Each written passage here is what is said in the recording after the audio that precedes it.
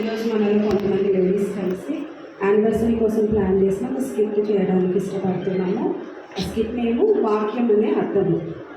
అది యాకోబు పత్రిక 1వ అధ్యాయం 23వ వచనం ప్రకారం తీసుకోబడినటువంటి వాక్యం అన్నమాట. మీరు అందరూ జాగ్రత్తగా అబ్జర్వ్ చేసినట్లయితే జాగ్రత్తగా చూడండి, ఆ వాక్యంలో ఉన్న అర్థం ఏదో మీకే అర్థమవుతుంది. కాబట్టి అందరూ దయచేసి సహకరించండి.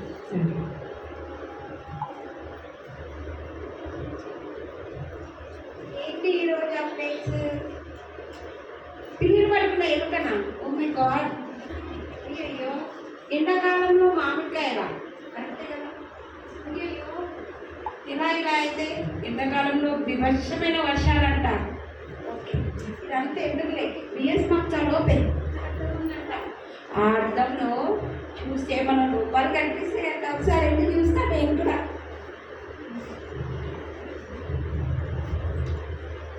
అసలు రోజు పేపర్ చదువుతున్న రోజే కాదు. ఏంటి రోజు న్యూస్? ఏంటి భర్త కొట్టిన భార్యనా? మేము సెల్ఫీ తీసుకుంటూ నూతిలో నొక్కేసిందా? మీరు ఇట్లా కొడతారా ఏంటి భర్తలని? మేము బిఎస్ మక్తాలో అద్దమా? అద్దంలో చూస్తే లోపాలన్నీ కనిపిస్తాయా? మన ఇంట్లో ఒకసారి అద్దంలో చూసుకొచ్చుకుందాం.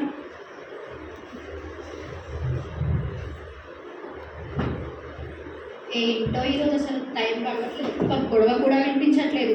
కొత్త నుంచి చెవులు బాగా దుబ్బగా ఉన్నాయి. ఎవరైనా గొడవ పెట్టుకుంటే చూద్దామనుకుంటే అసలు ఒక్క కూడా గొడవ పెట్టుకోవట్లేరు. ఏంటో ఈరోజు ఈరోజు సౌండ్స్ వస్తున్నాయి. గొడవ స్టార్ట్ అయిపోయిందంట. వెళ్ళి కనుక్కోవాలి. ఇంకా సునీత వచ్చిందమ్మా.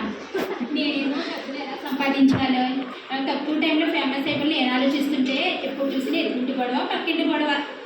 ఏంటి సునీత, ఏమో ఆలోచిస్తున్నాను? నీతోనే మాట్లాడుతున్నాను నేను. ఏమి లేదు మాధురి, నీకు తెలీదా? బిఎస్ మక్తాలు అద్దం పెట్టారంటే అద్దంలో చూసుకుంటే మన లోపలన్నీ కనిపిస్తాయంట మాధురి. మా లోపాలన్నీ కనిపిస్తాయా? అవును మాధురి, చూసుకుందాం బాగా. సరే మాధురి, వెళ్దాం.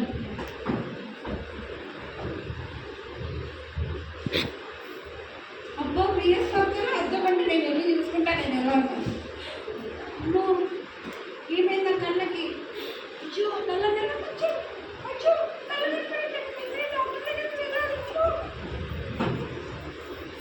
ఏంటి బిఎస్ మక్తాలో అద్దం ఇదేనా?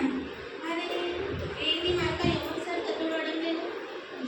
ఏంటి నా నోరు మొత్తం ఇలా అయిపోయింది? నా పనులన్నీ నల్లగా అయిపోయినాయి. నేను హాస్పిటల్కి వెళ్ళాడే తెలిసి నేను. సునీత, వెళ్దాం రా. సరే మాధురి, వెళ్దాం. ముందు నేను చూసుకుంటానే. ఎక్కడికి వెళ్ళినా తొందర ఇంటికి చూస్తా ఫస్ట్. అబ్బా, ఎంత బాగున్నానో నేను. కానీ నా కళ్ళేంటి ఇలా కనిపిస్తున్నాయి? నల్లగా వాచిపోయినట్టున్నాయి.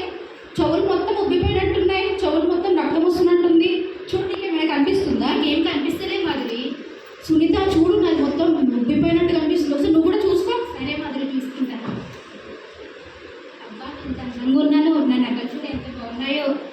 ఏంటి ఏమైంది? హార్ట్ మీద మరక పోవట్లేదు. ఎంత చూసినా చీర మీద మరక పడ్డది. చూసుకుందాం. మాధురి చూడు మాధురి, నా హార్ట్ మీద మరక పోవట్లేదు. నాకేం కనిపించట్లేదు సునీత.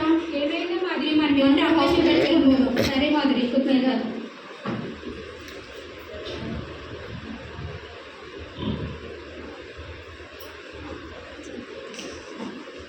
నా పేరు అబిత. ఒట్టి అబిత కాదు, డాక్టర్ అబిత అని.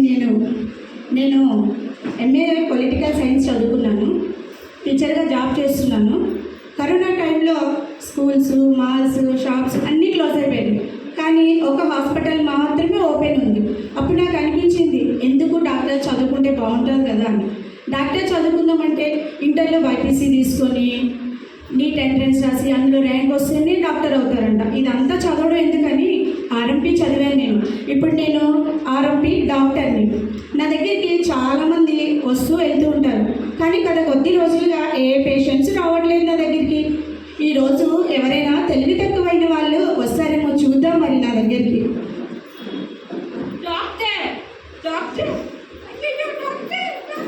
రామ్మా, రండి. ఏమైంది మీకు? ముందుగా కూర్చోండి. మీకు ఇప్పుడు చెప్పండి, ఏమైంది చెప్పండి. బిఎస్ మక్తాలో అర్థం అంట. అది చూడగానే నాకు కళ్ళు పోయినాయి డాక్టర్. అంత నల్ల నల్ల మచ్చలు. అవునా? ఏది ఒకసారి చూపించి నీ కళ్ళు. అమ్మో, ನಿಮ್ಮ కళ్ళు మంచిగానే ఉన్నాయి. ఆయన డబ్బులు తీసుకోవాలి కదా, ఏదో ఉందని చెప్పేద్దాం. అవునమ్మా, నీ కళ్ళు చాలా ఎర్రగా ఉన్నాయి, అందులో నీరు కూడా కారుతుంది, మచ్చలు మచ్చలు ఉన్నాయి నీ కళ్ళ నిండా. నేను నీకు సిరప్, నేను కొన్ని మెడిసిన్స్ రాస్తాను. నేను ఆ మెడిసిన్స్ అన్నీ వాడు. ఐ డ్రాప్స్ రాస్తున్నా, స్కానింగ్ తీపించుకో, మళ్ళీ టాబ్లెట్స్ రాస్తున్నా. ఇవన్నీ వాడి 10 రోజుల తర్వాత మళ్ళీ నా దగ్గరికి రా, సరేనా? ఫీజు ఎంత డాక్టర్? ఫీజు 1000 రూపీస్ ఇవ్వమ్మా నాకు. 1000 రూపీస్ అంట. లేదమ్మా, 1000 రూపీస్ ఇవ్వు. Okay doctor. ఈరోజు మంచి వచ్చింది. డాక్టర్ డాక్టర్ రండి రండి, ముందుగా కూర్చోండి మీరు. ఇప్పుడు చెప్పండి, ఏమైంది చెప్పండి. డాక్టర్ బిఎస్ మత్తలు అద్దం అంట. అద్దంలో చూసుకుంటేనే మన లోపాలన్నీ కనిపిస్తాయి. ఒకసారి నా నోరు చూడండి ఎట్లా అయిపోయిందో. అవునా, ఏది చూపించి నీ నోరు. అవునా, నువ్వేం పేస్ట్ వాడుతున్నావు అమ్మా? కోల్గేట్లో. నీ కోల్గేట్లో ఉప్పు ఉందా? అవునా, నేను నీకు ఒక పేస్ట్ రాస్తాను. అందులో పుదీనా, లవంగా, పసుపు అన్నీ ఉన్న పేస్ట్ రాస్తాను. ఆ పేస్ట్ వాడు, పొద్దున్న సాయంత్రం వాడు. అప్పుడు నీ పళ్ళు మంచిగా అవుతాయి, నోరు మంచిగా అవుతుంది.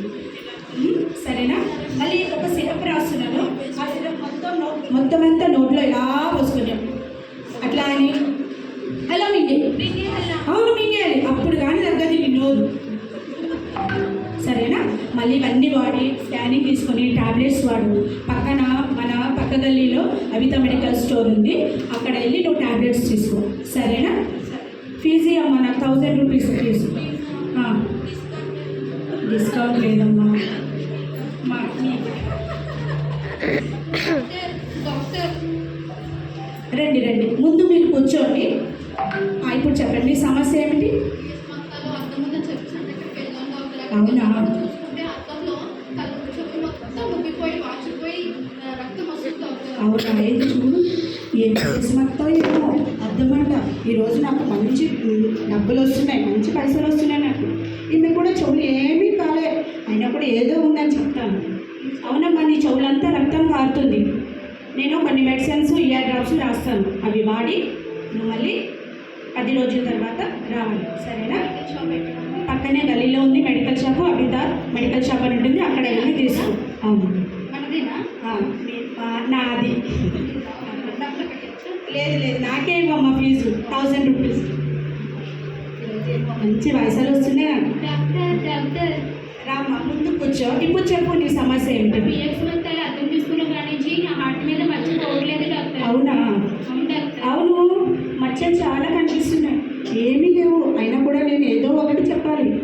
అవునమ్మా, చాలా మచ్చలు ఉన్నాయి. నువ్వేం చేస్తావంటే, నేను ఒకసారి చెక్ చేస్తాను, సరేనా?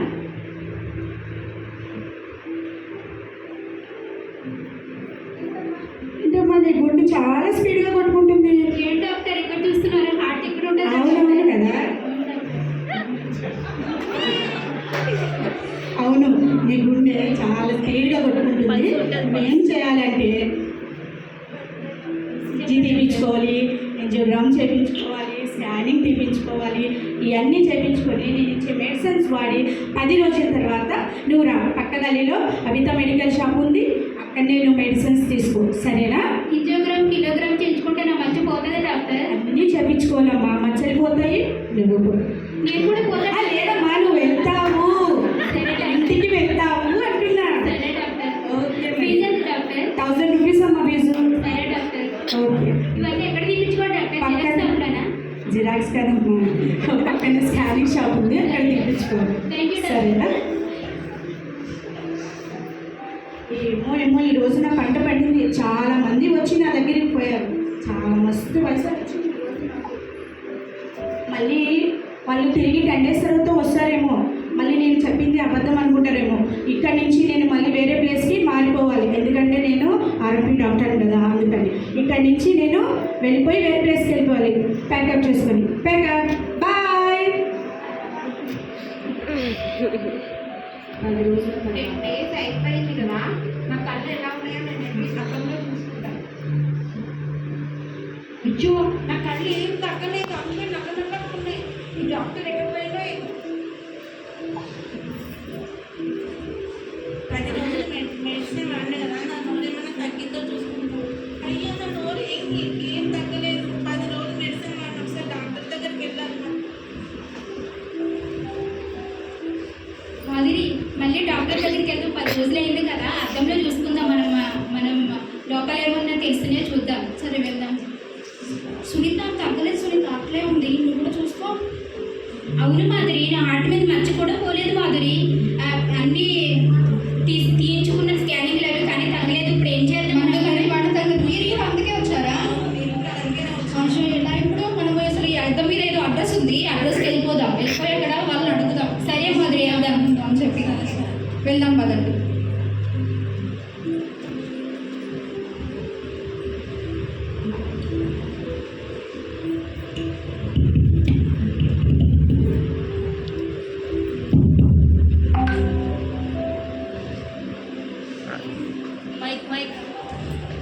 బిఎస్ మఫ్తాలో ఏదో అర్థం ఉందని చెప్పి అక్కడికి వెళ్ళామండి.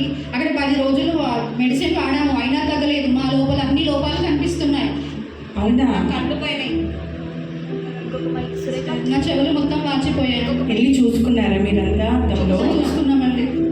హాస్పిటల్ కూడా తిరిగారైతే? తిరిగాము. ఎక్కడ తగ్గలేదు అనమాట మీకు? తగ్గలేదు.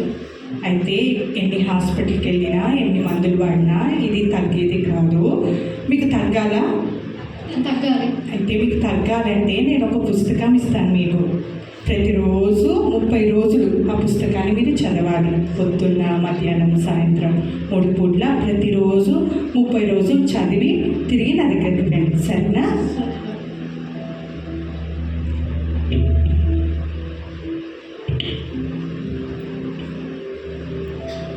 తీసుకోండి, చదివి 30 రోజులు అయిన తర్వాత నా దగ్గరికి రండి.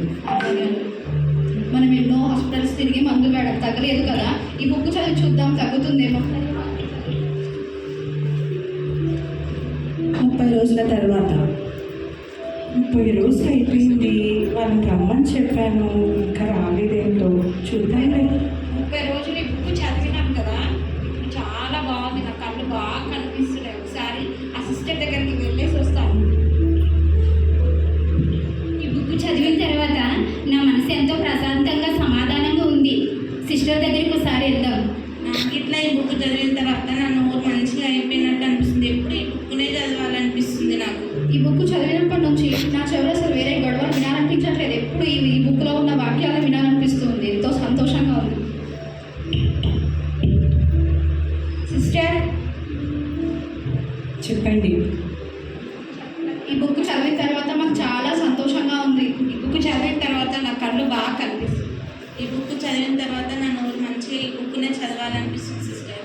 నా చెవులు కూడా ఎటువంటి గొడవలు వినాలనిపిస్తుంది. ఇందులో ఉన్న వాక్యమే వినాలనిపిస్తుంది. ఈ బుక్ని చదివిన తర్వాత నేను ఎంతో సమాధానంగా ఉన్నాను సిస్టర్. మీరు ముగ్గురు 30 రోజులు చదివారా? విడవకుండా చదివారు కదా? అట్లయితే మీలో ఏ లోపము లేదమ్మా. మీరు చూసుకున్నదే అర్థము, అది వాక్యం అనే అర్థము. ఆ వాక్యము అనే అర్థంలో మీరు చూసుకున్నప్పుడు మీలో ఉన్న లోపాలు మీకు కనిపించింది. మీ కళ్ళల్లో కానీ, నోట్లో కానీ, హృదయంలో కానీ, చెవుల్లో కానీ ఏ లోపం లేదు. ఓకే, మీరు చూసే చూపు వల్ల ఇతర వారిని కించపరచడము, కింద చూడడము, మీరు కూడా నోటితో ఇతరులను దూషించడం వల్ల, తర్వాత మీరు కూడా ఎప్పుడు ఎదుటి వారి గురించి చెడు వినడం వల్ల, చెడు వార్తలు వినడం వల్ల మీ హృదయం ఎప్పుడు కూడా డబ్బు సంపాదించుకోవాలి, ఫేమస్ కావాలనే ఆశ కలిగి ఉన్నారు. కాబట్టి అవన్నీ కూడా మీకు చెడులాగా కనిపించింది. నేను అర్థంలో వాక్యం అనే అర్థం అన్నాను కదా, ఆ వాక్యము ఈ గ్రంథంలోనే ఉంది. దీని పేరే పరిశుద్ధ గ్రంథము. ఈ పరిశుద్ధ గ్రంథంలో ఉన్న వాక్యము మీరు ప్రతిరోజు విడవక చదివారు కాబట్టి ఆ వాక్యము మిమ్మల్ని సరిచేసింది. మీలో ఉన్న లోపాలన్నీ తీసివేసి మిమ్మల్ని అందరినీ పరిశుద్ధంగా చేసి సమాధానం మీకు కలగజేసింది. చూశారు కదా, మనం కూడా మనలో ఉన్న లోపాలన్నీ కూడా సరిచేసుకోవాలంటే మనమందరం పరిశుద్ధ గ్రంథాన్ని ప్రతిరోజు చదివి మన జీవితాన్ని సరిచేసుకున్నాం.